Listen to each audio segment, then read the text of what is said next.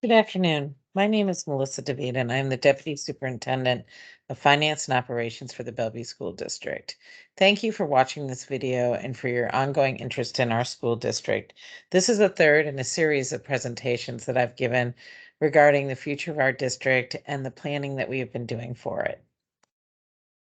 Today, I'd like to provide you with more information regarding how our school finances work and where our money is spent, the impact of enrollment declines, and some of the strategies we will be using to address these declines. Finally, I'd like to show you the enrollment forecast for the 7 schools that we are looking at and considering for consolidation. Our total general fund budget for our schools this year is $388 million. Our general fund is like your checking account. It's what we use to pay for our daily operations. 88% of our general fund expenditures are targeted for students and their schools. Teaching students and supporting students does make up the largest portion of these expenses, and student support includes things like the paraeducators and the general school assistants in our buildings. And it includes other support provided by staff members in the school buildings, but not necessarily in a classroom on a daily basis. The remaining 12% of our budget is spent on curriculum, including curriculum materials that are provided to schools in their to students in their school buildings, teaching support such as coaches, mentors, and professional development, and district administration. The total spent on district administration is $16 million annually. And this is not only for district leadership, but also includes key functions of the district like human resources, accounting, budget development, and payroll.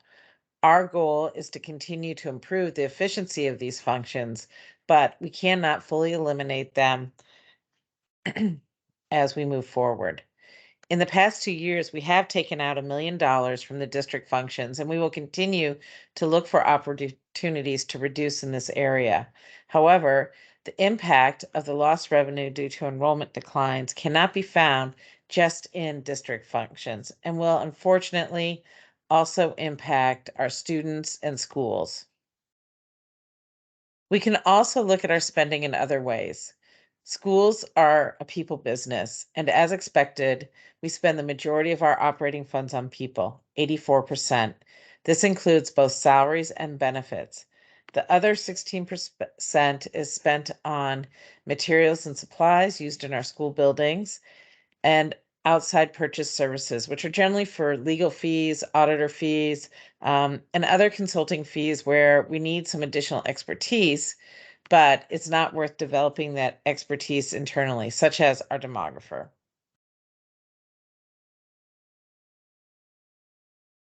Enrollment drives school district revenue, and I've been stating that for a while now.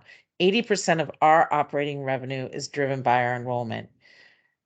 For every 100 students that we have, we receive about $1.3 million. So when we lose 100 students, we lose $1.3 million in revenue. And that is equivalent to what it costs us for 9 full-time staff members. Over the past 3 years, the drop of nearly 1,900 students could have impacted our revenue by $20 million. But for the past 2 years, the state has provided us with hold harmless revenue, meaning that they have been using our pre-pandemic enrollment to calculate the revenue that we would receive from both the state and our local levy. So we have not yet felt the impact of these enrollment drops. In addition, we have been receiving elementary and secondary school emergency funds, more commonly known as ESSER funds, from the federal government. However, moving forward, the state will no longer provide the hold harmless funds and revenue, and that will be disappearing in the 23-24 school year. And our ESSER funds we have planned to spend not only next school year, but then will be gone in the 24-25 school year. So now is the time for us to figure out the best way to reduce our operating expenses. Now, I know some of you are probably wondering, why are we just looking at elementary schools? And we are just looking at elementary schools this year. And that's because 70% of this loss of enrollment was at our elementary schools. We plan on looking at our secondary schools as we move into our next school year. The cost of running our schools on a per pupil basis varies significantly depending upon the size of our schools. On this graph, all 18 of our elementary schools and their cost per student is depicted as well. For our smaller schools, that cost can be as high as just over $15,000 per student. But for our larger schools, it drops to $7,000 per student. And this relationship is evident in this graph. We currently have the same fixed costs at every school, no matter what the size. A principal, an assistant principal, a teacher leader, a librarian, a full-time counselor, the building utilities, the custodial staff, grounds, and building maintenance. And so it's easy to see why, as enrollment drops, cost per pupil increases.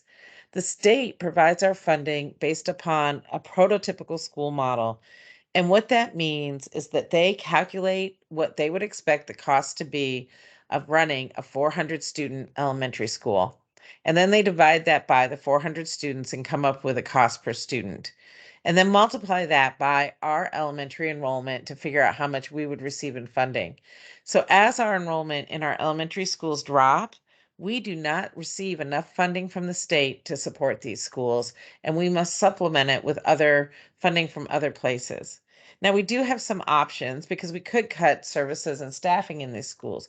We could have a half-time librarian, a half-time counselor, half-time school administration, or we can look at consolidating these schools into um, a more average school size for elementary schools, and then maintain the same level of services that are available at all of our larger elementary schools.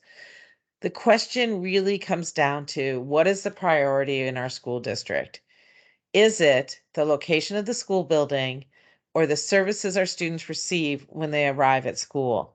We cannot keep the same service levels in all of our schools if we keep the same number of elementary schools that we currently have and allow our enrollment to drop down as low as 200 students per school. So we've been looking at different strategies for a while now. We've been considering a number of different things. We could address our lower enrollment by remaining status quo with the same number of schools. We could wait and see if enrollment is really going to continue to decline and how long should we wait. But if we adopt these strategies, then we need to begin cutting staff and services at our schools and throughout the district. As we do that, some parents could decide to pull their students because they are not receiving the services that they were in the past. And they could decide to homeschool, go to a neighboring school district, or go to a private school. And as these students leave, then our enrollment will continue to decline and we will need to cut more services. This becomes a downward spiral that is harder and harder to break away from. It's really a contraction strategy. Or we can go in another direction aimed at maintaining and improving our educational opportunities for students. We can right size our districts, which means having the right number of elementary school facilities needed to support the number of students that we have. We can invest then in innovative programming and opportunities for our students rather than funneling money into under-enrolled schools. We can attract students from private schools, homeschooling, and other districts rather than losing students to those other educational options. And this is the direction that we would like to head in to right size our district, have open enrollment, provide innovative programming, and targeted spending on the things that have the greatest impact on our students and their success. I know that this is hard work. I realize many people will be impacted, but our goal from this is to provide the best services, supports, and programs to all elementary students, and not um, have them impacted just because they're in a smaller school than others.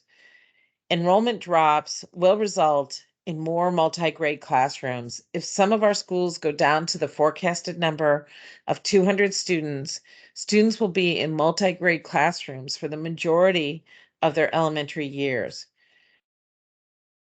It'll result in our inability to fully staff our supports in all of our schools. And our specialty staff will be going to multiple buildings and spending a lot of time in their cars instead of adding value to our students. And our ability to invest in innovative programming moving forward will be very limited because we are again investing in lower enrollment schools. We have a decision to make regarding what kind of district we want over the next 10 years, and that needs to be our focus today and as we move forward into the next couple of years. I'd like to show you where enrollment is forecasted to go for some of the schools that we are looking at for consolidation. So this is Eastgate Elementary. The historical years are on the left, going from 2015 to the current school year of 2023. And then moving forward on the right are the school years with the forecasted numbers. Basically, right now, what we are looking at is the potential of Eastgate Elementary dropping down to 200 students over the next 5 years. Even if we think we're going to get 10% more students than depicted in this graph, that would still only put Eastgate Elementary at 223 students rather than the 203. Not enough to maintain a full set of services for all of our students at that school. Woodridge Elementary is looking at some of the same impacts, dropping to 240 students over the next 5 years. Wilburton, again, dropping to just about 285 students over the next 5 years. And this story repeats for Ennetai and for Sherwood Forest and for Ardmore Elementary. Now, Phantom Lake is a bit different. Phantom Lake does not show a forecast of declining enrollment, but Phantom Lake has historically been the lowest the lowest enrollment school in our district, hovering right around or above 330, 350 students.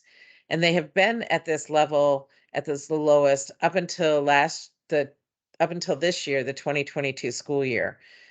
Going forward, they're not forecasted to grow. They're forecasted to remain relatively flat as well.